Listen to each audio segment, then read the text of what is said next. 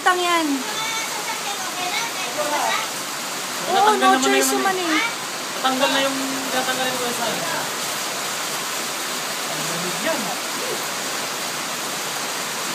Ma, yung bag nyo, pwede nyo ilagay dyan. Ma, yung mga buhat nyo, i-ano nyo dyan, oh, sa may Orocan. Tara, Rona. Ilagay natin yung bag natin sa Orocan. Wait lang, Rosan. Bakit isama pa kayo? Uy, dapat may maiwan dito. Si Rona tsaka si Ano. Magbubuhat ng mga gamit kapag tumaas.